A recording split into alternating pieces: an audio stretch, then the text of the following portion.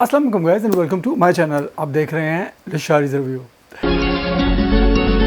Guys मैं आपकी खिदमत में फिर से हाज़िर हूँ पाकिस्तानी ड्रामास का जो है वो रिव्यू लेकर। और इससे पहले कि मैं पाकिस्तानी ड्रामास का रिव्यू शुरू करूँ, क्योंकि इस हफ्ते जो है वो एक आध ड्रामा जो है वो ख़त्म हो गया और एक आध ड्रामा जो है वो नया भी शुरू हुआ। लेकिन इससे पहले कि मैं अपना ये रिव्यू का सिलसिला शुरू करूँ, मैं आप लोगों से गुजारिश करूँगा कि प्लीज़ मेरे चैनल को सब्सक्राइब कीजिए और ये जो बेल आइकन का बटन है इसको भी प्रेस कर दीजिए, ताकि जैसे ही मैं अपने वीडियोज़ जो है वो पोस्ट करूँ आपको उनका नोटिफिकेशन जो है मिल जाए और आप मेरे वीडियो पर अच्छे या बुरे कमेंट कर सको और उसे लाइक करो। डिसलाइक मत करें तो बेहतर है। मेरे जो है वीडियोस को लाइक करने की कोशिश कीजिए। चले मैं सिलसिला शुरू करता हूँ अपने रिव्यूज़ का। और सबसे पहले जिस ड्रामा का मैं रिव्यू करना शुरू करूँगा वो नया शुरू हुआ है और वो वीकेंड ड्रामा नहीं है, लेकिन क्योंकि वो नया शुरू है तो इसलिए मैं सबसे पहले उसका रिव्यू जो है वो करना चाहूँगा। तो मैं बात कर रहा हूँ जिस ड्रामे की, वो है परीज़ाद। परीज़ाद जो है वो शहजाद कश्मीरी हमारे एक बहुत अच्छे डायरेक्टर हैं, उन्होंने डायरेक्ट किया है। और राइटर जो हैं, जैसे पहले भी मैं आपको बता चुका हूँ, जो आजकल राइटर धड़ाधड़ ड्रामास लिख रहे हैं वो है हाशिम नदीम साहब। हाँ जी, हाशिम नदीम साहब ने ये ड्रामा जो है वो लिखा है। और इस ड्रामे में जितना हमने इसके प्रोमोज देखे और जो पहली किस्त जो हमने देखी उससे हमें पता चलता है कि ये कहानी एक आम कम सूरत नौजवान लड़के की है। मैं बहुत सारे लोग इसे बदसूरत कहते हैं, लेकिन मैं बदसूरत नहीं कहूँगा, क्योंकि बदसूरती एक और चीज़ होती है। इस बंदे को जो है जिसका नाम परीज़ाद है उसको कम सूरत दिखाया गया है। और किसी ने कहा क्योंकि उसको सांवला या फिर काला, अब जिसे डार्क कलर में है वो दिखाया गया है, तो उसकी मूछें हैं, उसके जो है उसका रहन सहन, वो भी सब जो है वो आप ये कह सकते हो कि वो एक कम तर इलाके से दिखाया गया है। कम तर इलाके से मुराद ये नहीं कि वो लोग अखलाक के लिहाज से बुरे हैं, यानी कि पैसे के लिहाज से वो लोग जो है गरीब जो हैं वो दिखाए गए हैं। तो ये बंदा जो है, इसका किरदार जो है, सबसे पहले जिस चीज़ की मैं तारीफ़ करना चाहूँगा, यकीन कीजिए ये किरदार जो इस बंदे के अलावा जिसने ये किया है, यानी अहमद अली अकबर, इसके अलावा शायद ही कोई इतनी अच्छी तरीके से कर सकता, क्योंकि वो इतना ज़्यादा रच बस गया है इस किरदार में। मैं हैरान हो गया उस बंदे को देख के। जैसे उसका मेकअप किया, ठीक है, उसको बदसूरत बनाने के लिए या कम सूरत बनाने के लिए, क्योंकि अहमद अली अकबर जो है बहुत खुश शक्ल जो है वो लड़का है और बहुत ही बेहतरीन अदाकार है। वो बैडमिंटन का खिलाड़ी रहा है और क्रिकेट में भी वो नेशनल लेवल पे खेलने वाला था। और फिर जो है वो ये एक्टिंग की तरफ आ गया। उसने बहुत ज़्यादा एक्टिंग जो है नहीं की। हाय मेरा दिल या ये रहा दिल, ऐसा एक उसका सीरियल था यमुना ज़दी के साथ, वो किया। फिर उसने जो है वो एक फ़िल्म की लाल कबूतर के नाम से, वो बहुत अच्छी फिल्म थी, आर्ट मूवी थी। और उसके बाद जो है जो सबसे उसका बेहतरीन परफॉर्मेंस जो मुझे लगी वो थी अहद वफ़ा में। अहद वफ़ा में था उस्मान खालिद भट्ट था, अहद रज़ा मीर था, वहाज अली था, लेकिन उन सब के सामने ये बंदा जो है वो इतना ऐसे खड़ा हो गया कि बंदा हैरान हो गया कि यार ये मतलब कल का छोकरा जिसे हम कह सकते हैं, जिसका कोई ऐसे एज बैकग्राउंड भी नहीं है, उसने बहुत ही बेहतरीन अदाकारी की थी। और मुझे उसके उस्ताद, जो उनका उस्ताद होता है मिलिट्री एकेडमी में, और बाद में जो मुसीबत में मुब्तला होता है, वो जिसकी आंखें ख़राब हो गई होती हैं, और उसके साथ जो उसका सीन थे, यकीन कीजिए बहुत ही खूबसूरत है। तो मेरी नज़र में अहमद अली भट्ट जो है वो अहमद अली अकबर जो है वो इस वक्त के जितनी भी नए अदाकार हैं उन सबसे बेहतरीन है। और थैंक गॉड ये सामी खान और ये इमरान अशरफ और जहाद अहमद से थोड़ी देर के लिए हमारी जान छूट गई, और ये बंदा जो है इसने ये सीरियल किया है और बहुत ही बेहतरीन किया। उसकी बॉडी लैंग्वेज, उसका तासुरात, उसका धीमापन, वो बिल्कुल जो है वो उस किरदार में फिट बैठता है। अगर कहीं कभी ये मोहतरम परीज़ाद नाम का बंदा रहा होगा और उसका यही जो है उसका हुलिया होगा, तो यकीन कीजिए वो अहमद अली अकबर के अलावा शायद ही और कोई कर सकता हो। अब बात करते हैं इस ड्रामे का मेन थीम जो हमें अभी तक समझ आया है, वो है एक कम सूरत आम इंसान जो बिल्कुल ही आम है, लेकिन वो बहुत ज़्यादा सेंसिटिव है। और जब ये शुरू होता है ड्रामा, किस शुरू होती तो नदीम हाशमी साहब की बोंगियाँ तो जो है होनी है। और वो पहली बोंगी जो उन्होंने ये मारी कि कितार में जो है लोग खड़े हुए हैं, अंदर जो है वो जचकी का अमल जो है चल रहा है, यानी कि बच्चा पैदा हो रहा है। और सबसे पहले हमारे ये मिडिल क्लास घरों में ऐसे होता ही नहीं है कि 3-4 दोस्त भी ही आपके जो है उस एक कोठरी नुमा घर के बाहर खड़े हों। आमतौर पर जचकी का अमल जब घरों में होता था तो घर में सिर्फ और सिर्फ घर के अफराद होते थे या ख़वातीन होती थी। अब उसके दोस्त भी खड़े होते हैं और वो जब बाहर आके दाई बताती है कि तुम्हारे यहाँ मुबारक हो बेटा हुआ, तो उसका मुंह लटक जाता है। और मैंने सोचा यार इसको बेटी की आरजू होगी तो इसलिए शायद ये इसका मुंह लटक गया। नहीं जी, उसने कहा एक और खाने वाला आ गया और उल्लू के पट्टे तुझे नहीं पता था वो आ रहा है, तुझे कोई नई खबर जो है अभी अभी मिली है। अंदर जो है अगर बच्चा पैदा हो रहा था तो वो आना ही था वो खाने के लिए। ये बोंगी जो है मारी गई। नदीम हाशन साहब ने जो है वो शुरू कर दी बोंगी मारने। सबसे पहले जो है बोंगी मारी वो ये है, और उसके बाद कास्टिंग वाले ने नहायत ही बोंगियाँ मारी हैं। जो किरदार जो मतलब कि उम्र उसके वालिद की दिखाई गई है और जो परीजाद की उम्र दिखाई गई, क्योंकि बाद में दिखाया गया कि 20 साल बाद जो है कि वो कहानी शुरू हुई जब परीजाद जो है वो बड़ा हो गया। तो उसके भाई जो हैं वो जब खेल रहे होते दिखाए जाते हैं कि उसके भाई जो हैं वहाँ पे खेल रहे हैं। जब वो छोटा बच्चा होता है, जब उसकी माँ नाम रखती है उसका परीजाद, तो वो उनकी उम्र मुश्किल जो है 7-8 साल हो गई। यानी कि अगर परीजाद 20 साल का है तो उसके भाई 27-28 साल के होंगे और सबकी दाढ़ी सफ़ेद हो चुकी है और सबके बाल जो हैं वो सफ़ेद हो चुके हुए हैं। और उनके किरदार भी उन लोगों के दिए गए हैं जो कि अपनी उम्र के लिहाज से पाकिस्तानी ड्रामाज़ में तकरीबन जो है वो 40-45 साल के लोग हैं। तो ये कास्टिंग जो है वो बिल्कुल मिस कास्टिंग लगती है। उसकी छोटी सिस्टर या बड़ी सिस्टर शायद वो जो है वो बड़ी है, सॉरी, क्योंकि उससे बड़ी बहन भी एक दिखाई जाती है बचपन में, वो भी उससे काफ़ी ज़्यादा जो है वो बड़ी उम्र की जो है लग रही है और वो उसे बार बार परी के नाम से बुला रही है। हालांकि परी जो है फेमिनिन नेम है, फीमेल नेम होता है या फीमेल चीज़ है। परीजाद तो ठीक है जी, परी का बेटा ठीक है, लेकिन वो परी उसको क्यों बुलाती है ये बिल्कुल समझ नहीं आती। जाद, जादू या कोई भी ऐसा नाम जो है वो जैसे लोअर मिडिल क्लास लोग दिखाए गए हैं वो उसका कोई निक नेम जो है रखा जा सकता था। परीजाद जो है वो पढ़ने के मामले में बहुत अच्छा है और ख़ास तौर पर उर्दू जो है उसकी बहुत अच्छी है, शायरी भी वो करता है। तो उसको इसी वजह से मोहल्ले की एक खूबसूरत नहायत ही खूबसूरत लड़की को ट्यूशन पढ़ाने का मौका मिलता है। हाँ जी। और मसला यह है कि वो जिस तरह का मोहल्ला लोअर मिडिल क्लास मोहल्ला दिखाया गया, वो अबाश किस्म के लोग जो हैं वो लड़के हैं वो परी से ख़त लिखवाते हैं, परीजाद से ख़त लिखवाते हैं। और वो नाहिद जिसको वो पढ़ाने के लिए जा रहा है उसको ख़त देने के लिए वो लड़का जाता है और वो ख़त गिर जाता है, उसका बाप वो पकड़ता है और इल्ज़ाम आ जाता है परीजाद पे। हाँ जी। यानी कि वो एक पाकिस्तानी ड्रामा के लतीफ़े जो हैं वो स्टेज ड्रामों का एक अदाकार हैं अमानत चंद, तो वो ये कहा करते थे कि मैं इतना काला था, उनका रंग जो है वो काफ़ी काला, तो कहते थे कि जब कान पकड़वा कर जो है वो उस्ताद जो है बच्चों को मार रहे होते कि किसी ने काम नहीं किया तो मुझे और ज़्यादा ज़ोर से मारते थे और मुझे कहते काले तुम्हें नहीं काम किया, और जो है वो मुझे छड़ियाँ मारते थे।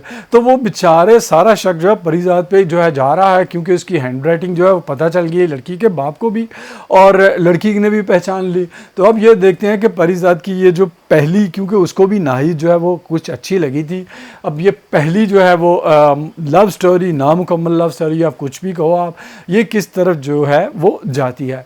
सबसे पहले एक चीज़ जो मैं कहना पसंद करूँगा कि किसी ने कहा कि टॉल, डार्क एंड हैंडसम जो है वो यानी कि काला कलर जो है, रंग जो है या सावला रंग जो है वो खूबसूरती की अलामत समझा जाता है। तो ये टॉल, डार्क और हैंडसम की जो इख्तरा जो है निकली है, ये जो हमारे बरसगीर पाको हिंद यानी हिंदुस्तान पाकिस्तान से नहीं निकली। ये इंग्लिश राइटर जो हैं उन्होंने लिखना शुरू किया था 17वीं सदी में, जब स्पेनिश लोग जो हैं वहाँ पर आते थे तो वो स्पेनिश लोगों को देखते थे, क्योंकि स्पेन में जो है समंदर है, सूरज है, तो गोरे लोग जो हैं वहाँ पर जो हैं वो सूरज की वजह से टैन हो जाते थे, सांवले से लगते थे और वो खूबसूरत लगते थे। तो अंग्रेज़ जो हैं वो बहुत ज़्यादा गोरे चिट्टे जिसे कहते हैं, बेरंग होते हैं, तो उसकी वजह से जो है उनको देख कर कहते थे wow he is tall, dark and handsome. तो ये एक तरह जो है हमारे बिल्कुल लोगों के लिए नहीं है, यानी कि आप अजय देवगन को या रजनीकांत को जो इंडिया में अदाकार हैं उनको टॉल, डार्क और हैंडसम जो है वो नहीं कह सकते, क्योंकि बेचारों का जो है वो बेड़ा गर्क हुआ हुआ है शक्ल के लिहाज से भी। सॉरी जितने लोग भी जो है अजय देवगन और ये रजनीकांत के फ़ैन हैं उनको सबसे पहले मैं सॉरी कहता हूँ, लेकिन हकीकत यही है हमारे बरसगीर पाको हिंद में गोरे रंग को जो है लोग जो है खूबसूरती की अलामत समझते हैं। जैसे हम देखते हैं कि बलोच लोग हैं, पठान लोग हैं, उनको खूबसूरत समझा जाता है। इसी तरह अगर आपको नहीं अंदाज़ा तो आप अपने टीवी को खोल के देख लीजिए, टीवी पे धड़ाधड़ धड़ाधड़ धड़ाधड़ एक ही चीज़ बताई जा रही होगी कि गोरा कैसे होना है, चाहे वो लड़की हो या लड़का हो। लेकिन सबसे अहम जो चीज़ जो मुझे समझ आती है, जो दुनिया में खूबसूरती जो है वो सिर्फ़ और सिर्फ यकीन कीजिए 4 दिन की चांदनी होती है। अगर आपको यकीन नहीं आता तो किसी भी बॉलीवुड के अदाकार की पुरानी जो है वो फ़िल्में उठा के देख लीजिए, और आप जो 60-70 साल के हो गए उनको आपको देख लीजिए, आपको समझ आ जाएगी कि खूबसूरती ज़्यादा से ज़्यादा 10, 15, 20 साल आपके साथ रहेगी। जो चीज़ आपके साथ रहेगी वो आपका किरदार और अच्छा इखलाक जो है वो होगा, और आपकी शख्सियत में जो चीज़ होगी। खूबसूरती जो है वो शख्सियत का हिस्सा नहीं होती, और या गोरा रंग है वो शख्सियत का हिस्सा नहीं होती, क्योंकि वो तो आप पैदा जो है होकर पैदा होते हो तो अब आपके साथ आता है। आपकी शख्सियत, आपकी पर्सनालिटी वो होती है जो आप डेवलप करते हो वक्त के साथ साथ। आपका उठना बैठना, लोगों के साथ जो है आपका इंटरेक्ट करना, आपका कपड़े पहनने का ढंग, आपका लोगों की बात समझने सुनने का, और ज़िंदगी में जो चीज़ें आपने हासिल की हैं उनको किस तरह से कंज्यूम करना है, किस तरह से इस्तेमाल करना है, उस चीज़ का नाम जो है वो शख्सियत होती है, और वही आपको खूबसूरत या बदसूरत बनाती है। तो अभी ये देखेंगे ये ड्रामा जो है वो किस तरफ जाता है, और ये सिलसिला, ये जो सफ़र जो है, ये कहानी परीज़ाद की शुरू हुई है। और जैसे मैंने आपको कहा कि मेरा ख्याल में अहमद अली अकबर के अलावा शायद ही इसे कोई जो है इतनी खूबसूरती से कर सकता हो। मुझे तो पहली ही एक किस्त में उसने जो है हैरान कर दिया। वो जैसे धीमे अंदाज से चलता है, जैसे जो है उठता है बैठता है देखता है, और जिस तरह से वो बिल्कुल मतलब कि ना तो ओवर एक्ट कर रहा है वो, ना अंडर एक्ट कर रहा है। He is perfect. मुझे मतलब कि मैं उसको अहद वफ़ा की जैसे मैं बात कर चुका हूँ, उसकी भी पहले मैं आपको बात कर चुका हूँ, लेकिन ये चीज़ जो है मेरा ख्याल है माइलस्टोन, अगर ये ड्रामा अच्छा लिखा गया हुआ तो ये अहमद अली जो अकबर है उसके करियर में जो है वो माइलस्टोन का काम करेगा ये ड्रामा, और वो उसका करियर जो है वो बहुत ज़्यादा बूस्ट हो जाएगा। शर्त यह है कि ये ड्रामा अच्छा लिखा गया हो, क्योंकि नदीम हाशिम साहब जो हैं अक्सर बोंगियाँ जो है वो मारते रहते हैं। अगला ड्रामा जिसकी मैं बात करूंगा वो ड्रामा जो है वो ख़त्म हो गया है, जान छूट गई है उससे, हमारे दिल से ये फांस निकल गई है। हाँ जी, मैं बात कर रहा हूँ ड्रामा सीरियल फांस की। मदर इंडिया का नहायत ही घटिया वर्जन फांस ख़त्म हो गया, और यकीन कीजिए ये 2 एक साथ दिखाई गई, वो इतनी ज़्यादा बोरिंग और इतनी ज़्यादा ड्रैग की गई थी कि आपको गुस्सा जो है पता नहीं इतना आता है। कम से कम मुझे इतना गुस्सा आया, और मैं ये सोचता था अभी ख़त्म हुआ, क्योंकि साहिल को सज़ा जो है वो मिलने का सिलसिला जो है वो ड्रामे के यानी कि पहले 20-25 मिनट में ख़त्म हो चुका था। उसके बाद जो है बार बार सेम सीन जो है रिपीट किए जाते हैं। कभी जो है वो इवन के एंड वाला सीन जो है वो जो ज़ेबा के जब वो लॉयर बन चुकी है, वकील बन चुकी है, वो भी 5 मिनट का था, और बिल्कुल दिखाया जा रहा था कि वो लोगों से बातें कर रही, मीटिंग कर। यार बहुत ही पकाऊ ड्रामा था, और हद से ज़्यादा फजूल और घटिया ड्रामा ये साबित हुआ। इतने अच्छे मौजू को इतने अच्छे तरीके से ज़ाया करने का अगर किसी ने सीखना है तो वो ये सीखे कि किस तरह से ज़ाया किया गया। यकीन कीजिए बहुत ही बोंगा ड्रामा ये साबित हुआ, और जब ये ड्रामा शुरू हुआ था तो मुझे लगा था कि इसमें सस्पेंस होगा, इसमें जो है वो आपको बांध के रखने के बहुत सारे एलिमेंट होंगे, आप देखना चाहोगे, लेकिन शुरू से ही आपको 100% पता था, और बाद में यकीन हो गया कि साहिल ये किया है। और उसके बाद जो ज़ेबा की जंग दिखाई जानी थी इंसाफ हासिल करने के लिए, वो नहायत ही घटिया और बोंगी थी। बार बार चीज़ें जो है रिपीट की जाती थी, और यही सिलसिला आखिरी किस्त में भी रहा। अदालत में जो है वो बार नादिया का बयान आया, ज़ेबा का बयान आया, और सिराज का बयान आया, और सबके बयानों में वही बातें रिपीट की गई जो बहुत पहले जो है वो कही जा चुकी थी ड्रामे में 1000 दफ़ा।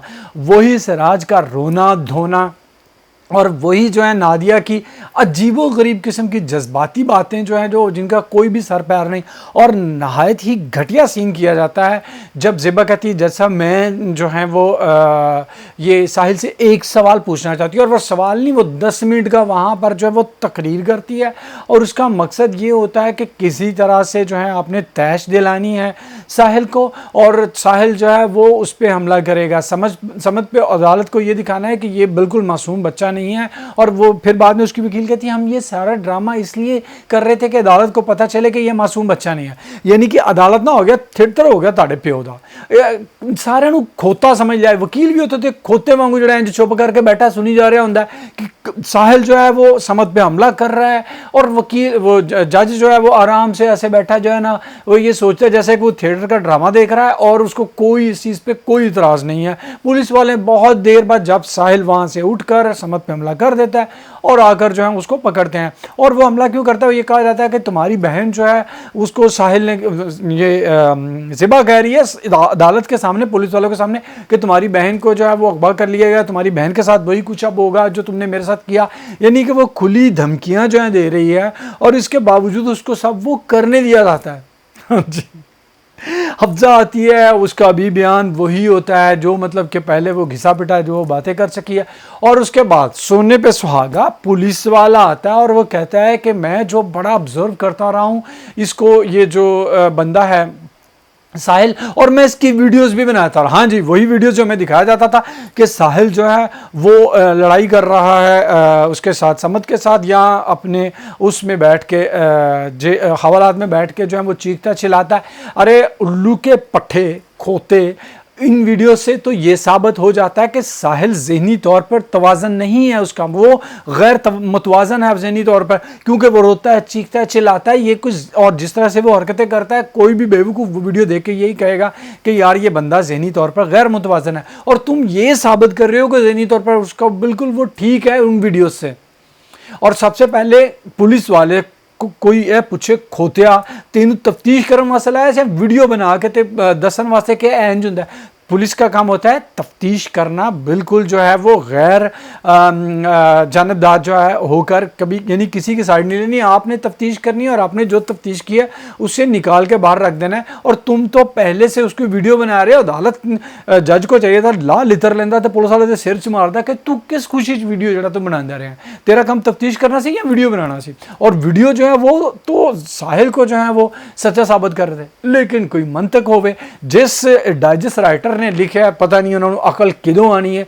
इन्होंने मैं गाला भी नहीं करना चाहता, इन्होंने बददुआवां भी नहीं देना चाहता कि यह पता नहीं इन्होंने खुदा का खौफ नहीं है। इन्ना घटिया ड्रामा, इतना ज़्यादा घटिया ड्रामा ये क्यों लिख रही हैं, इनको क्या दुश्मनी है पाकिस्तानी ड्रामा से। इवन कि अब तो हर जगह पे जहाँ कहीं पे भी चार सियाने लोग बैठे उठे हैं टीवी पर, कहीं पे भी वो सब यही रोना रो रहे हैं कि पाकिस्तानी ड्रामा ख़त्म करने का और बेड़ा गर्क करने की सारी जिम्मेदारी इन डाइजेस्ट राइटर और फजूल किस्म की ये जो राइटर्स हैं, जो पहले इनको कोई पूछता नहीं था और इनके जो डाइजेस्ट होते थे उसमें लोग जो हैं वो फालसा बेचा करते थे डाल के, और अब ये हमारे टीवी ड्रामा जो है उनका बेड़ा गर्क कर रही हैं, लिख रही हैं।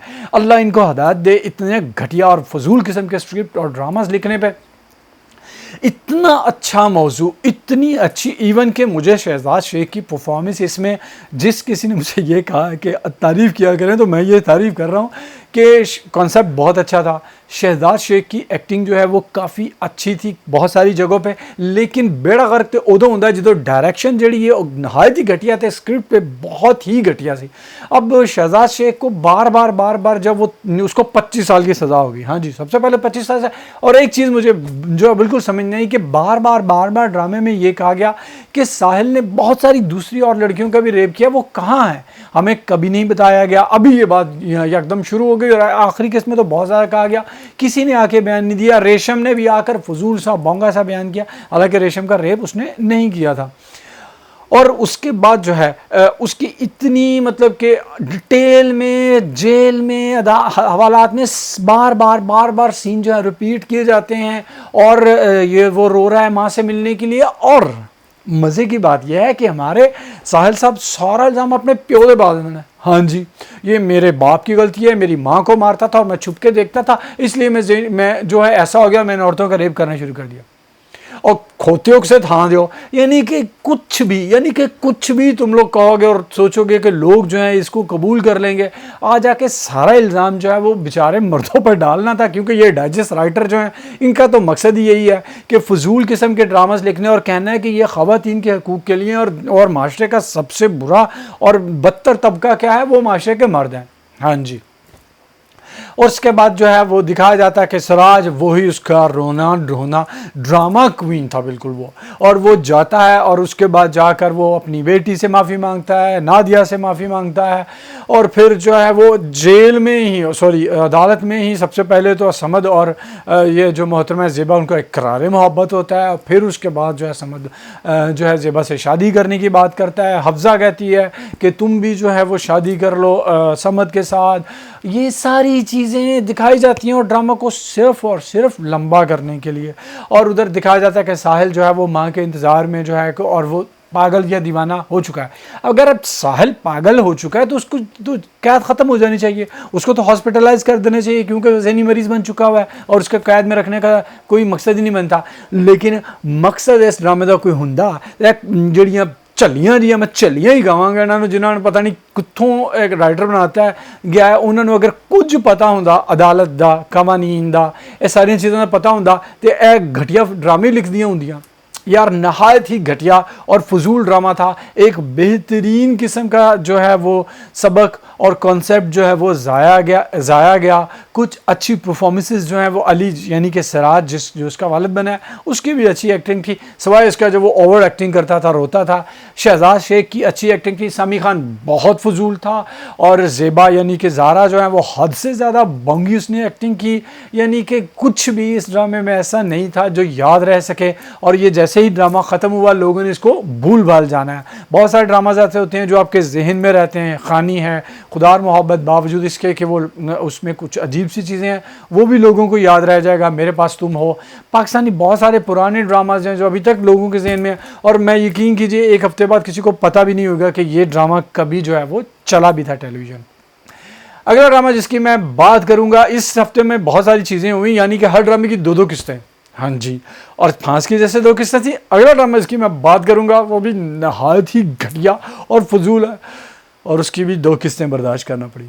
हाँ जी, मैं बात कर रहा हूँ ड्रामा सीरियल इश्क है की।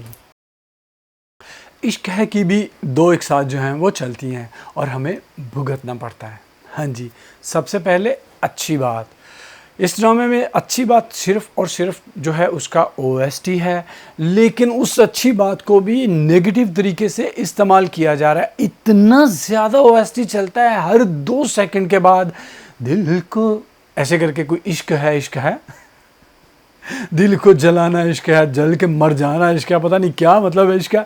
लेकिन वो उसको राहत फ़तेह अली खान ने गाया है और वो अच्छा गाया है, लेकिन उसका मसला ये है कि बार बार जो है उसको चलाया जाता है, और उसके बाद अलाप जो है वो पीछे चलाया जाता है जहाँ पर बहुत लंबे लंबे सीन चलाए जाने होते हैं, और फिर कैमरे को जो है ऊपर नीचे किया जाता है, और उन सीन्स का सिर्फ और सिर्फ ये मकसद होता है कि टाइमिंग जो है वो ज़्यादा की जाए, और इन दो किस्तों को जो एक किस्त को दो किस्तें की जाए। एक किस्त जो तकरीबन 38 मिनट की एक किस्त चलती है, और अगर इसमें से वो फजूल किस्म का ओएसटी और जो के ऊपर जो सीन चलाए जाते हैं और अलाप के ऊपर जो सीन चलाए जाते हैं, अगर उनको निकाल दिया जाए तो ये सिर्फ और सिर्फ एक किस्त बनती है, वो भी 50 मिनट की। हाँ जी, और उसके बाद इस ड्रामे में जो चीज़ मेन मुझे मतलब कि जिसकी अभी तक समझ नहीं आई वो ये है कि कौन जो है वो अना अपनी रख के बैठा हुआ है और कौन जो है वो इश्क कर रहा है। जी, वो जो लड़की खालाजाद है, जो इसकी शाहजेब की खाला निमरा शायद उसका नाम है, उसको क्यों समझ नहीं आती? क्या मतलब उसमें इतनी भी अना, इतनी भी सेल्फ रिस्पेक्ट, इतनी भी अपने आप के लिए जो है वो इज़्ज़त नहीं है कि वो फ़ोन करके कह रही है इसको, बंदे को, शाहजेब को, कि तुम इसरा को तलाक दे दो और मैं तुमसे जो है वो शादी करने के लिए तैयार हूँ। अरे बाबा, वो जब शादी उसकी नहीं हुई थी तब वो तेरे तरफ देखना पसंद नहीं करता था। वो अब जिस लड़की से वो शादी कर चुके उसको तलाक दे के तुझसे शादी कर ले। यानी कि पागल हो क्या तुम? कहाँ से आई हो? चांद से आई हो क्या? इस दुनिया की नहीं हो? यानी इवन के किरदार जो है इस तरह के, मुझे लगता ही नहीं है कि ये किरदार हमारी दुनिया क्यों। कोई बंदा इंज दा है तो प्लीज़ मैनू आके जड़ा ना मिले जिन्हों इंज दा इश्क ते इंज दी ड्रामेबाजियां ते इंज दी शादी जड़ी करनी है जिंदे विच कोई भी खुश हैगा ही नहीं। यानी कोई भी खुश नहीं है ना। निमरा मतलब कि जो है वो ये शादी करना चाहती है, जिससे शादी करनी चाहती है वो खुश नहीं है, और उसके पीछे पड़ी है हारिस जो है वो इस तरह से शादी करना चाहता है, वो खुश नहीं है, वो उसके पीछे पड़ा है। ऐवी अजीब और बांगे किस्म के लोग जो हैं वो दिखाए जा रहे हैं जो हमारे माशरे में बिल्कुल नहीं पाए जाते। और फिर हर ड्रामे में ये दिखाया जाता है कि लड़की जब लड़के से तंग है, यानी कि बीवी जो है शौहर से तंग है, तो वो पढ़ी लिखी है, वो काम करना चाहती है, वो घर से निकलती है, खुला लेती है, तलाक लेती है और जाती है और रहती है और अपनी ज़िंदगी अच्छे से गुजारती है। तो ਇੱਥੇ ਤੇ ਅੱਗ ਲੱਗੀ ਪਈ ਹੈ, ਬੇੜਾ ਗਰਕ ਹੋਇਆ ਪਿਆ। ਇਸ ਤਰ੍ਹਾਂ ਜਿਹੜੀ ਉਹ ਕਹਿੰਦੀ ਮੈਂ ਤੜਪਾਂਗੀ, ਤੜਫਾਂਗੀ, ਤਰਸਾਂਗੀ, रोवांगी, लेकिन मैं तेन छड़ के नहीं जाना। तू क्यों नहीं छोड़ के जा रही? तू ये बंदा तेरे बाप का कातिल है बकौल तुम्हारे, तू उससे नफरत करती हो तो उसको छोड़ के चले जा। तुम पढ़ी लिखी हो, कहीं पे भी जाओ, किसी वुमेन हॉस्टल में जाकर रहो, जॉब करो, तुम इसके साथ क्यों रह रही हो? और तो और अब 2-3 दफ़ा सीन दिखाए जाते हैं कि इसरा के भाई का और उसकी माँ का कॉल आती है और वो खुश हो जाती है बड़ी, हाँ कॉल आ गई, और उसके बाद उसकी बेइज्जती होती है। हाँ जी, बेइज्जती क्यों होती है? क्योंकि उससे पहले ये उल्लू का कान, खोता, गधा, वो मतलब नहायत ही घटिया किरदार मुझे लग रहा है शाहजेब का, जाता है और उसके भाई के घर जाके फिर से जो है पवाड़ा पांदा जाके फसाद करता है और वो कहता है ये सारा मेरी जिम्मेदारी है, मेरा कसूर है, तुम लोग माफ़ कर दो। छोटी सी मंतक की बात होती है कि जब मामला जो है वो ताज़ा होता है, हर किसी का गुस्सा आसमान पे चढ़ा होता है, वो हाइपर होता है, तो बेहतरीन हल ये होता है कि चीज़ें सेटल डाउन हो जाएं, लोग ठंडे हो जाएं और उसके बाद जो है वो जाकर उनको मनाया जाए। और ख़ास तौर जब लड़का और लड़की इस तरह से शादी करते हैं, जिसे कहते हैं घर से भाग के शादी करना, वो तो इंतज़ार ही ये करते हैं, इवन के बाज़ दफ़ा इंतज़ार किया जाता है कि पहला बच्चा हो जाए, बच्ची हो जाए, और उसके बाद जो है वो जाकर घर वालों से मिन्नत समाजत की जाए, उनको मनाने की कोशिश की जाए। और तू उल्लू दे कन्ना, उसकी माँ जो इद्दत में है, उसका बाप अभी फौत हुआ है, अभी वो तुझ पे गोली चलाने वाला था, तू जाकर उसको कह रहा है कि मुझे माफ़ कर दो, और वो भी ठुड्डे ला के मारता है। और ये ठुड्डे उसको सिर्फ इसीलिए मारे गए ताकि इसरा और ये जो शाहजेब है इनको पास लाया जाए। हाँ जी इनकी पप्पियाँ और जफ्फियाँ जो हैं वो करवाई जाएँ, इसीलिए ताकि इनको आपस में जो है मोहब्बतें जो हैं वो हो जाएं। तो इस वास्ते जो है ये सारे ड्रामे जो है किए जा रहे हैं, क्योंकि जब वो वापस आता है तो इसरा जो है वो कहती है तुम्हें चोट कैसे लगी, तुम्हें ये कैसे हुआ, तुम्हें वो कैसे हो, अपना ख्याल रखो। अब जो है तुमने उससे मोहब्बत करना शुरू कर देनी है। उससे पहले दिखाया जाता है कि जब इसरा का भाई और वो कॉल करके ये बताते हैं, उसको हमदर्दी करवाने के लिए बताया जाता है, इसरा की माँ और उसका भाई ये कॉल करके बता रहे हैं कि तुम्हारा शौहर आया था और उसने ये किया और वो किया, तो आइंदा आया तो उसकी टांगें तोड़ दी जाएंगी, ताकि इसरा को पता चल जाए। और उसके पहले इसरा बीबी क्या कर रही हैं, अपना हाथ काट रही हैं छुरी से। मतलब ला लित्र लवे तो सिर दे 10,000 लित्र मारे, तेनू एड्डी वड्डी हो गई, तेनू किसी ने दसिया नहीं कि इंज खुदकुशी नहीं की जाती। अगर तुमने खुदकुशी करनी है बीबी तो सबसे पहले खंजर से करनी है, तुम्हारे पास कोई और तरीका नहीं है। खंजर पकड़ो, यहाँ पे रखो और ऐसे मारो, अगर नहीं मार रहा तो दीवार के साथ जोर लगाओ, खुद ही जोर से खंजर जो है अंदर चला जाएगा, तुम मरा जाएगी। हाँ जी, कोई दसो हाथ कटन ना आज तक कोई मरे, साइंटिफिकली ये मुमकिन ही नहीं है कि हाथ काटने से जो है ना कोई किसी की जो है मौत हो जाए। हाँ जी, और मैं दसता हूँ सारा। और उसके बाद अगर तुझे ये भी मतलब खंजर की तकलीफ से बचना है तो यूँ करो कि कोई भी स्त्री या किसी चीज़ का तार काटो, स्विच को मुंह में डालो, स्विच लगाओ और करंट ऑन कर दो, ऐसे 1 मिनट में मर जाओगी। हाँ जी, खोते किसे थां दे तुझे हर ड्रामे में बहाने हाथ कटते पे, नस कट रहे हैं और मरन का अगर मारना ही है तो कोई अच्छा तरीका दसो तो मारा। इवन कि वो खाना बना रही थी, आराम से गैस खोलती, दरवाज़ा बंद करती और आग लगा देती, मर जाती। गुस्सा दबा देता है। यानी कि बहुत ही घटिया और फजूल किस्म के मैसेजेस जो हैं वो इस ड्रामे में दिए जा रहे हैं और अजीब सी बोंगी सिचुएशंस जो हैं वो दिखाई जा रही हैं जिनका कोई सर पैर नहीं है। उधर खालू ये कहता है कि मैं दोनों कुड़ियों का ब्याह नहीं करना और फिर जो है वो मान जाता है। रज़ा जो है वो जो है बोंगियाँ मार रहा है और उसके बाद जो है अब क्योंकि नज़दीकियाँ बढ़ाई जा रही हैं इसरा और शाहजेब में, तो शाहजेब अपने बचपन की बातें जो है अब इसरा को बता रहा है। हालांकि हुंदा है कि जो नवीं मुहब्बतां होंदियां ने ते बंदा सब तो पहले अपने प्यार करने वाले नूं जिहड़ा अपने बचपन दीयां गल्लां दसदा है। हाँ जी, और वो ये कह रहा है कि मेरा अब्बा जो है उसने एक दफ़ा जो है मुझे नशा करते हुए जो सिगरेट पीते हुए बाइक पे लड़कों के साथ देख लिया, मुझे कुछ कहा नहीं और मैंने जाकर माफ़ी मांगी।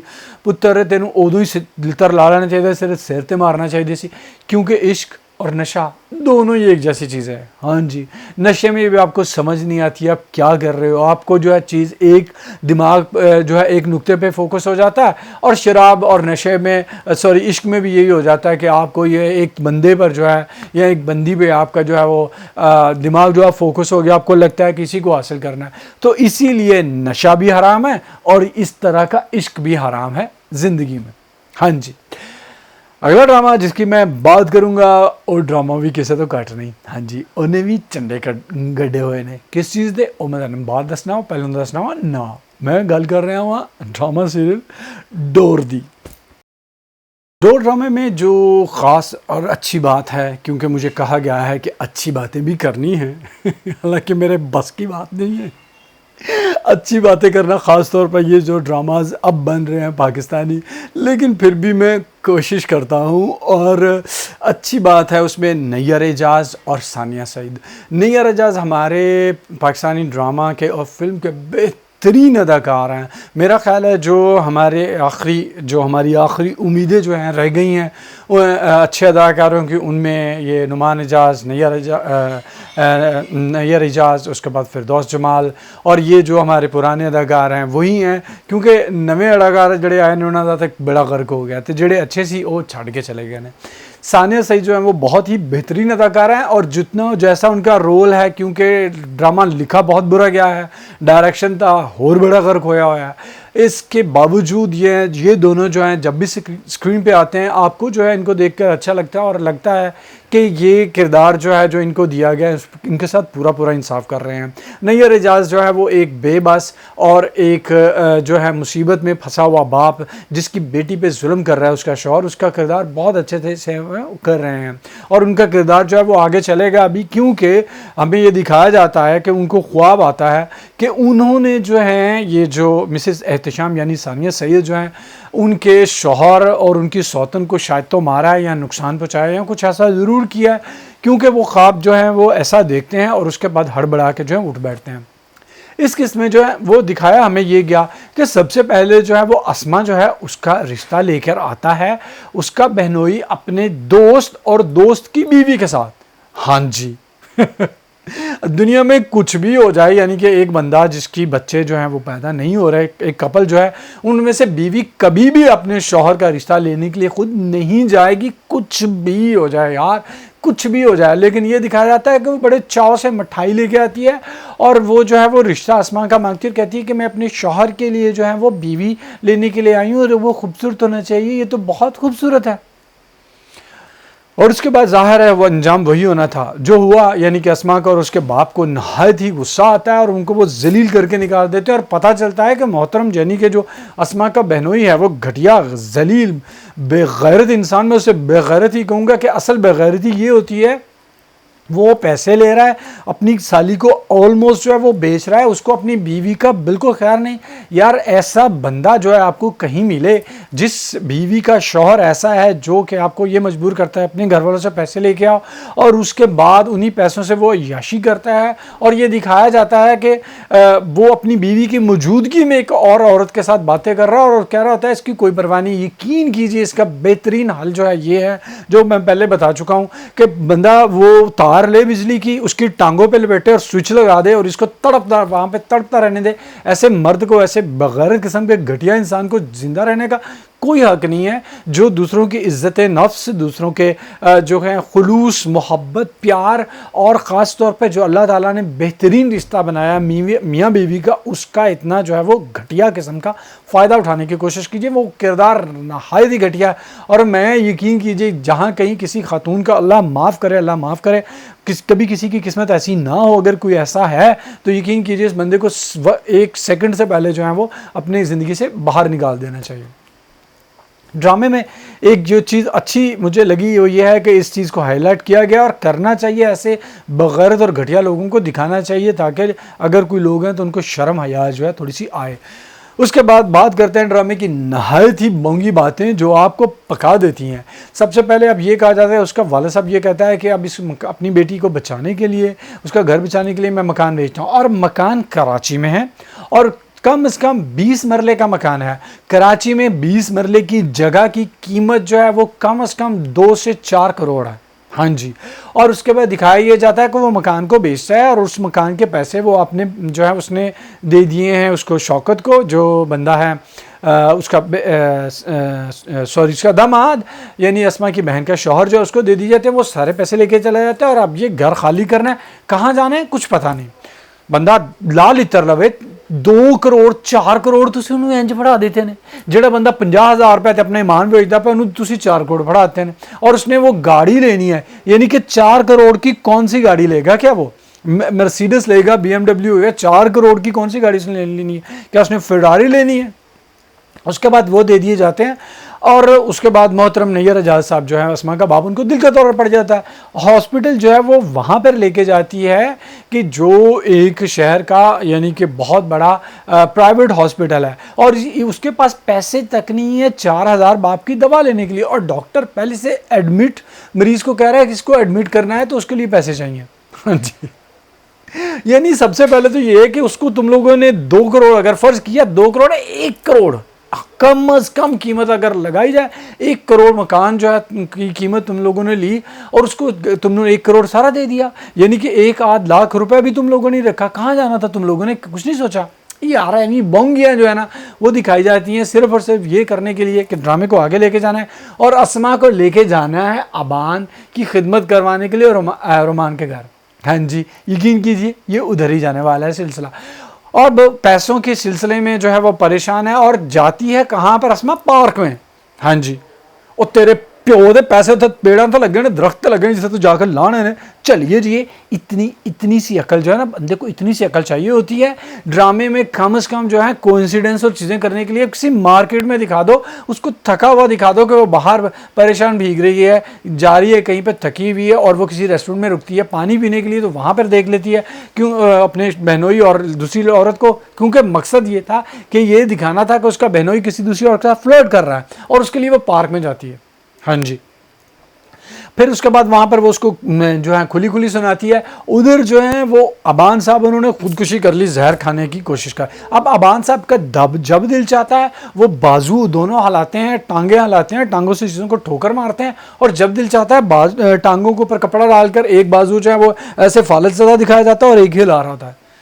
और खोते से था दो कुछ ते पढ़ लिया करो, कुछ ते स्टडी कर लो। असफर रहमान बहुत बुरा अदाकार है और लेकिन यार कुछ यानी एनी को अकल बंदा करता है कि यार मेरा मतलब किरदार पिछला सीन मैंने क्या किया था और अब मैं क्या कर रहा हूँ, कोई नहीं जी।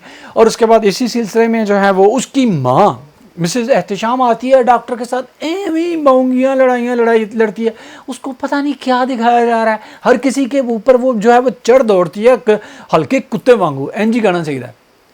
उसके बाद जो है वो मोहतरम जो है वो रोमान, असल में तो ये चीज़ें जो है मिलाने के लिए की गई।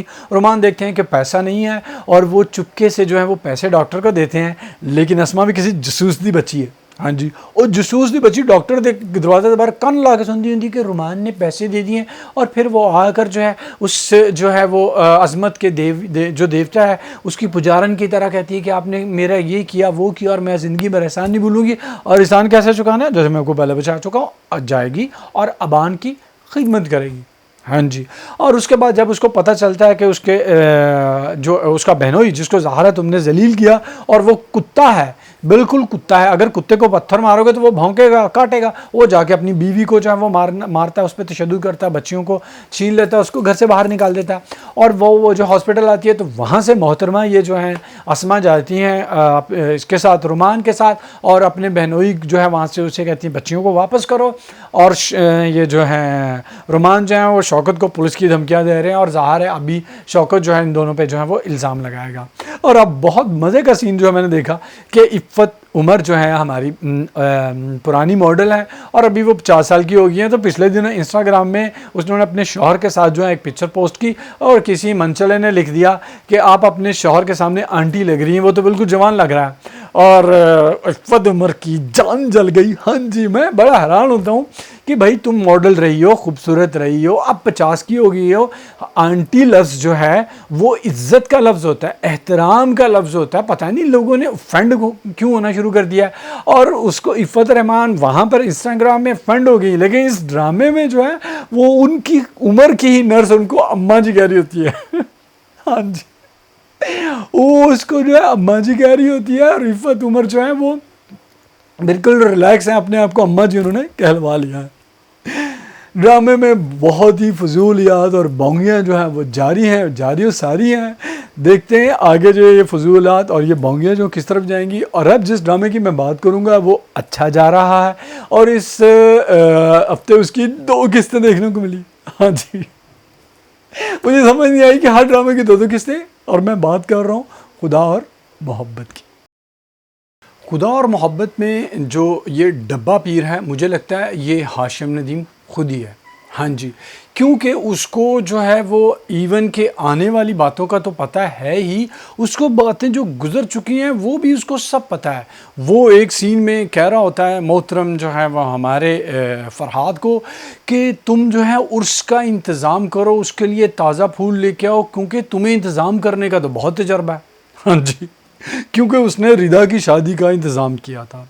उससे पहले हमें ये दिखाया जाता है कि रिदा जो है वो उसके साथ माही जो है बहुत ज़्यादा लड़ती है और कहती है कि तुम जो है तुमने मेरी जो है घरेलू ज़िंदगी में दखल दे के अच्छा नहीं किया, तुम्हारी वजह से जो है मेरा इंप्रेशन जो ख़राब हो गया और मैं ज़लील हो गई हूँ। उससे पहले जो रिदा पंप अप कर चुकी थी हमारे मोहतरम सिकंदर को, वो अपनी माँ से जाकर कहता है कि तुमने जो है वो बच्ची के साथ माही के साथ अच्छा सलूक नहीं किया, और माँ साहबा को फिर से दौरा पड़ता है और वो बेहोश हो जाती है। हाँ जी, और इसका मकसद सिर्फ ये होता है कि ये दिखाना होता है कि माही साहबा फिर से नर्स बन गई। हाँ जी, वो नर्स बन के जो है धड़ाधड़ जो है वो खिदमत कर रही हैं, लेकिन अब के जो हैं वो डायरेक्टर और राइटर जो हैं वो माही के साथ हैं। उन्होंने माही को जो चंगा कर देना है। हाँ जी, माही जो है वो मुतासर हो रही है इस खिदमत से, और उसके बाद जो है वो मुलाजमात जो है नौकरानियाँ जो हैं घर की, वो भी बताती हैं कि माही ने बड़ी खिदमत की, माही तो ये है, माही तो वो है। और माही का दिल जो है मोम होता है तो जो बिल्कुल पिघल जाता है। और फिर उसके बाद एक नया बॉन्ड जो है दिखाया जाता है माही और उसकी सास के दरमियान। ये वैसे अक्सर जो होता है कि ख़ास तौर पे ख़वातीन जो हैं वो जब किसी दूसरे के मुंह से तारीफ़ सुनती हैं किसी की, तो वो उसके बारे में उनकी राय जो बदल जाती है। अक्सर होता है कि लड़कियां जो है अपना जो उसका उनका फियांसे होता है, शौहर होता है, बॉयफ्रेंड होता है, कुछ भी, उसकी तस्वीर दिखाएंगी, उसके बारे में जो है अपनी सहेलियों को बताएंगी। और अगर सहेलियाँ जो है वो तारीफ़ कर देंगी तो वो अपने आप को लकी समझेगी। अगर सहेलियाँ कहेंगी कि इसमें ये खामी है, ये है, वो है, तो उनका बेड़ा गर्क हो जाएगा। हाय मेरे को तो जड़ा शौहर है या मेरे को जड़ा बॉयफ्रेंड है तो दुनिया का घटिया तरीन बॉयफ्रेंड है। हाँ जी, यही माही का जी सास है, उसका जो है वो दिखाया गया कि नौकरानियों की तारीफ़ करने से उसे पता चल गया कि जी ये जो माही जो है अच्छी है, और आप माही के साथ उसे मोहब्बत हो गई। उधर जो है वो सिलसिला आगे बढ़ाने के लिए डब्बे पीर मैंने ज़हर लगता है, वो डब्बे पीर ने जो है वो उसको भेजा है फरहाद को। फरहाद के पास भाई दबे नया जोड़ा आ गया है। हाँ जी, काले के बाद उन्होंने एक सफ़ेद जोड़ा जो है गर्मियों वाला उन्होंने पहना हुआ है, लेकिन उसके बाद जब दिल चाहे वो ऊपर चादर ओढ़ लेते हैं और सर्दियों का माहौल बना देते हैं। जी, वो जाते हैं, उसको भेजा कहाँ जा रहा है? ताज़ा फूल लाने के लिए। और ताज़ा फूल लाने के लिए भेजा जा रहा है कहाँ? कंजर महल। हुण तुसीं मैनूं इन्ना दसो, जिथे दरबार हुंदा है सारी दुनिया में कहीं पे भी चला जाओ, जहाँ पर दरबार है फूल बेचने वाले भी वहीं पे होंगे, ताज़ा फूल ही उनके पास होते हैं। ताज़ा फूल लेने वास्ते कंजर महल्ले तेनू कलन की लोड़ थी। मकसद सिर्फ ये था कि रुमाना की और हमारे फरहाद जो है उनकी मुलाकात करवानी है। और हाशिम नदीम दा बेड़ा गर्क ही हो गया है। उसने जब अब फरहाद जाता है फूल लाने के लिए, और फूल लाने वाला बेहतरीन खालिस उर्दू बोल रहा है मुल्तान में। हाँ जी, और उसका नाम क्या है? बूझें, शब्बन। यार यानी कुछ भी, ये लखनऊ का है क्या? दिल्ली दिखा रहे हो, लखनऊ दिखा रहे हो, क्या दिखा रहे हो कि तुमने उसका नाम शब्बन रख दिया? कौन शब्बन रखता है आजकल के ज़माने में, और वो भी मुल्तान में? और बंदा लाल इधर लवे को इन्ना को तू थोड़ी जी अकल अल्लाह दिया बंदिया, तू ड्रामा लिखा है तो इतना मतलब कि तू लिखता है लिखा रही है, इतनी सी कॉमन सेंस कोई अकल जो है इस्तेमाल करो कि तुम मुल्तान दिखा रहे हो, मुल्तान में तुम हीरा मंडी दिखा रहे हो, और उस बंदे का जो फूल बेच रहा है उसका नाम तुमने शब्बन रखा हुआ।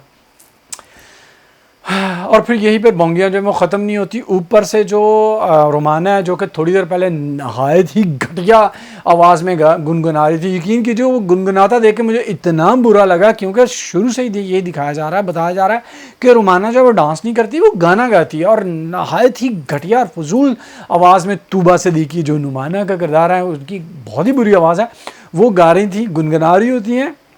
हालांकि जिन लोगों को गाना नहीं भी नहीं आता वो गुनगुनाते हैं तो अच्छा गुनगुनाते हैं, लेकिन इतने पूरा ही बड़ा गर्क होया आसी। हाँ जी, वो ऊपर से देखती है कि नीचे तो ये जो मेरे फरहाद साहब हैं, तो वो फ़ौरन दौड़ती हुई नीचे आती है, तो उसकी तरले मिनतें और पता नहीं क्या करती है कि किसी तरह आप जो है मेरे पास ऊपर आ जाइए, और उसको वो ऊपर लेके आती है और ख़िदमत करने का भूत चढ़ा हुआ है। और वहाँ पर आ जाते हैं हमारे सिकंदर साहब। हाँ जी, और सिकंदर साहब भी फरहाद को देखते कहते हैं मेरे लायक कोई भी खिदमत हो तो मुझे ज़रूर बताएगा। एक कहते हर कोई जड़ा फरहाद दे अगे पीछे फिरदा फरहाद की। और उसके बाद जो है फरहाद साहब जो हैं वो चले जाते हैं, और उसके बाद जाकर फरहाद का और डब्बे पीर का एक मुकालमा होता है। तुम्हारा नाम क्या है? फरहाद है। कंजरा तेनू हर चीज़ का पता है, तेनू पता है कोई इंतज़ाम करता है, तेनू पता है कि वो इश्क उत्थे करता है, तेनू पता है कि उनका इश्क उत्थे, तेनू उनके नाम का नहीं पता है।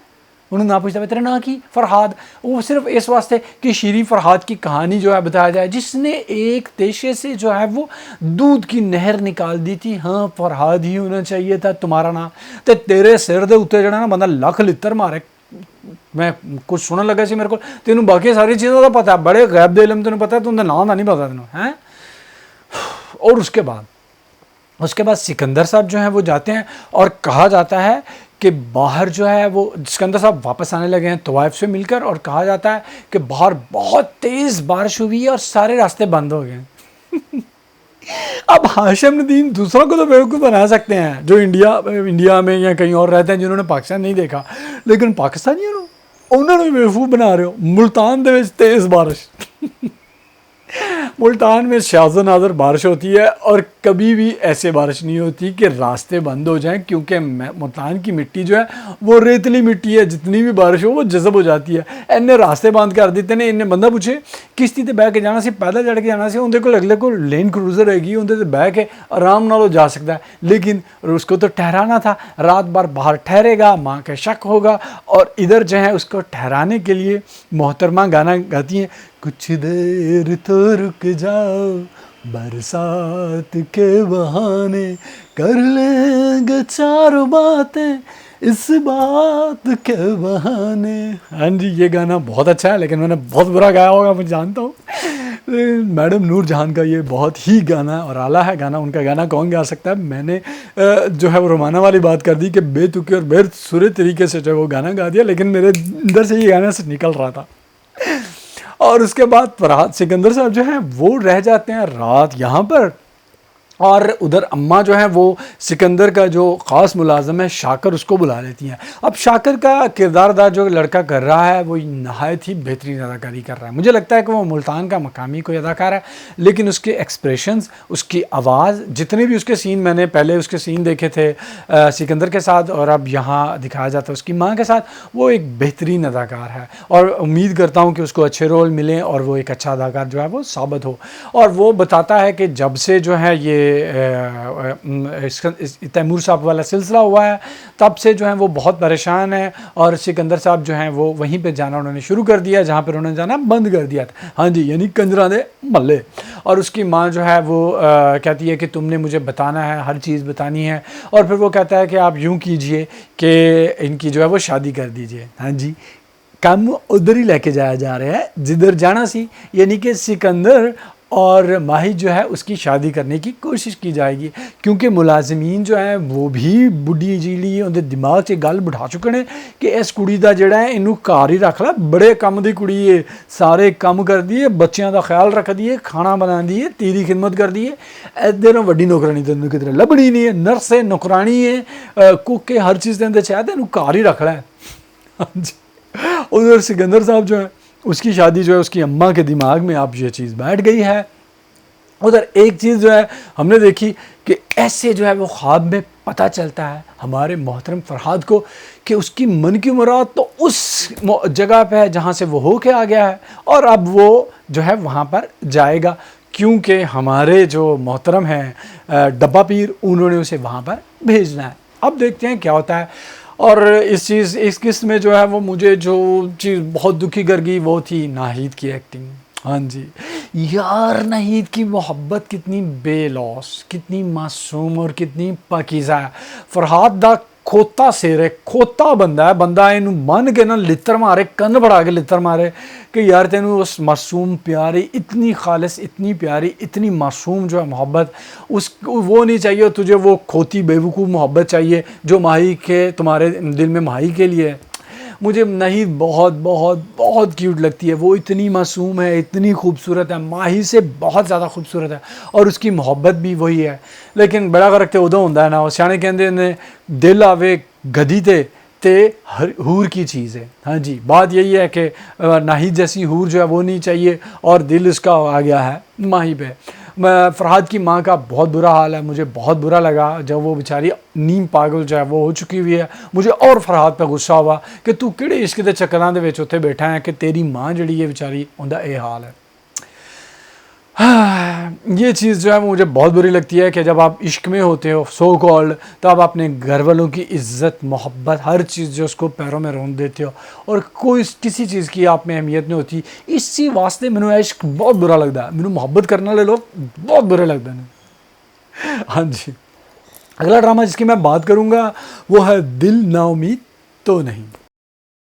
दिल ना उम्मीद तो नहीं एक ऐसा ड्रामा है जो आमना मुफ्ती और काशिफ निसार जो हैं उनके करियर पे धब्बा साबित होगा। हाँ जी, क्योंकि इतना अच्छा कॉन्सेप्ट, इतनी अच्छी डिटेलिंग जो है इस ड्रामे में दिखाने की कोशिश की गई, उसको नहायत ही बुरे स्क्रिप्ट और नहायत ही बुरी डायरेक्शन की वजह से जो है वो बिल्कुल ज़ाया कर दिया गया। इतने अच्छे अच्छे अदाकार, नुमान एजाज, यसरा रिजवी, यमुना जैदी, वहाज अली, ये सारे बेहतरीन अदाकार जो हैं वो कुछ भी नहीं कर रहे, कुछ मतलब कोई सेंस, कोई तुक जो है इस ड्रामे में वो जो है वो नहीं दिखाई जाती, और ना ही इन लोगों के जो किरदार हैं या जिस तरीके से कहानी बयान की गई है आप उससे रिलेट कर पाते हो। हाँ जी, अब ये दिखाया जाता है, इतनी ज़्यादा अजीब सी कन्फ्यूजन जो है वो क्रिएट की जाती है, बिल्कुल बिला वजह का स्टूपिड किस्म का सस्पेंस जो है वो क्रिएट किया गया है। आमना मुफ्ती मेरा ख्याल है इस तरह का सस्पेंस लिखने के लायक नहीं है, वो लिख नहीं सकती, और जिस वजह से उन्होंने सब कुछ ये ज़ाया किया है, और यकीन कीजिए इसी वजह से काशिफ निसार जैसा बेहतरीन डायरेक्टर इसमें वो चीज़ नहीं ला सका जो कि नाजरीन को इसकी तरफ अट्रैक्ट करता। अब दिल ना उम्मीद नहीं में ये दिखाया जाता है कि सुंबुल को जुल्फ़ी पे शक है, डीएम पे भी शक है, वो वहाज से कहती है, और वहाज भी ऑलमोस्ट जो है वो कायल है इस चीज़ पे। लेकिन फिर जो है वो बताया जाता है जब इवन के वो यसरा भी जुल्फ़ी को देखती है या सुंबल जब देखती है तो वो कहती है ये दलाल है, ये जलील है, ये वो है, तो उसे बताया जाता है नहीं, अंडर कवर काम करता है और ये अच्छा काम करने वाला है। और जब वो वहाँ पर आती है तो फिर वो यकदम कायल हो जाती है और लगता है कायल है, नहीं कायल है, यानी कि अजीब मखमसे में ये चीज़ जो है वो डाल दी जाती है। उधर अब जो अकराम है और उसका नज़र आने वाला जो बॉस है वो भी जुल्फ़ी से डर रहे हैं। हाँ जी, और उधर ये दिखाया जाता है कि नसीम ज़ोहरा का बाप जो है उसने सख्ती करना शुरू की, तो उसकी बेटियां छोटियां और उसकी जो माँ है उन्होंने आखिर सच्चाई बयान कर दी कि वो जो है वो क्रिकेट खेलने के लिए घर से जो है वो भागी है। और उसके बाद जो है वो उसने कहा उसके पास पैसे कहाँ से आए, तो कहती है उसने चूड़ियाँ बेची थी पासपोर्ट बनाने के लिए, 4-5 लाख रुपए की चूड़ियाँ, और 4-5 हज़ार रुपए में जो है वो पासपोर्ट बन जाता है। अल्लाह दे बंदे की गल्लां करदे पे हो, कुछ तो थोड़ी अकल मंतक जड़ी रखो, कोई और चीज़ वकवा दो, चूड़ियाँ ज़रूर विकवानियाँ ने। और उसके बाद जो है वो कॉल करता है उसका बाप उस नंबर पे जहाँ से फ़ोन आया था, ओबियसली वो जुल्फ़ी का था, और जुल्फ़ी को कहता है कि अगर तुम मेरी बेटी को ना लेके आए तो मैंने अपनी बीवी और बच्चों को जो है वो भी मार देना, तो मेरी बेटी को वापस जो है लेके आओ। और जब बात की जाती है, जुल्फ़ी कहता है नज़ीम ज़ोहरा से कि तुम अपने घर जाओ, अपने माँ बाप के पास जाओ डीएम से, तो वो कहती है कि नहीं मैं नहीं जाऊँगी, और मैं जो हूँ वो मुझे जो है आज़ादी चाहिए। तो वो कह रहा है कि तुम्हारे बाप ने तुम्हें खाना पीना इज़्ज़त हर चीज़ दी, तो तुम्हें जो है क्या मसला है। तो कहती है ये सारी चीज़ें तो जानवर जो चिड़ियाघर के उनको भी दी जाती है, आज़ादी नहीं दी जाती। और फिर वो एक अच्छी बात कहता है कि आज़ादी जो है उसका मतलब रिस्पॉन्सिबिलिटी भी होता है। लेकिन ये चीज़ तो मैं बताना नहीं, आज़ादी का ढोल जो है सब नौजवानों के गले में डाल दिया गया है, और उसे कहा जा रहा है बजाओ बजाओ बजाओ, बगैर समझे सोचे कि इसका मकसद क्या है, मतलब क्या है, मतलब क्या है, और आज़ादी किस चीज़ से, यानी किस चीज़ से आप लोगों को आज़ादी चाहिए। यानी पाकिस्तान में हर एक चीज़ की आज़ादी है लड़कों को, नौजवानों को, सिवाय एक आज़ादी की जिसे हम कहते हैं कि फ्री सेक्स करना हर किसी के साथ, सिर्फ उस चीज़ को आज़ादी चाहिए। यानी कि एक चीज़ जो है, बात हमेशा मैंने देखा है कि जो बंदा जो है सबसे पहले चादर और चार दीवारी को पार करके किसी औरत के घर से बाहर जाने की हमायत कर रहा होता है, वो बंदा सबसे पहले होता है जो उस लड़की और उस औरत का सबसे पहले फ़ायदा उठाता है, यकीन कीजिए। और यही चीज़ जो है हमारे माशरे में सबसे बड़ा बगाड़ जो है वो पैदा करती रही है और कर रही है। और ऐसी लड़कियां जो हैं इस ड्रामे में, वो बड़ी क्लियर बात बताई गई कि सबसे पहले वो लड़कियां ढूंढो या फिर उन लड़कियों को पैदा करो जो अपने माँ बाप से नफरत करती हैं, क्योंकि ये लड़कियां फैक्ट्रियों में नहीं बनती, ना ही पेड़ों में उगती हैं। इनको जो है किसी ना किसी तरीके से बनाना पड़ता है, पैदा करना पड़ता है, और बड़ी मुश्किल से ये मिलती है, इनको इस्तेमाल करना होता है। और फिर उनके से क्या करवाया जाता है? धंधा, किसी भी किस्म का धंधा। हाँ जी, और ये चीज़ जो है उसको अजीब, यही चीज़ जो अमना मुफ्ती ने जो है वो गलत की है कि उसको खुद नहीं समझ आ रही कि उसने किस चीज़ को प्रमोट करना है, किस किस्म की आज़ादी को, किस किस्म की रिस्पॉन्सिबिलिटी को उसने इस ड्रामा में प्रमोट करना है। और इसकी वजह से सारे ही किरदार आपको अजीब, फजूल और बोंगे लगते हैं, सारे ही आपको कन्फ्यूज लगते हैं।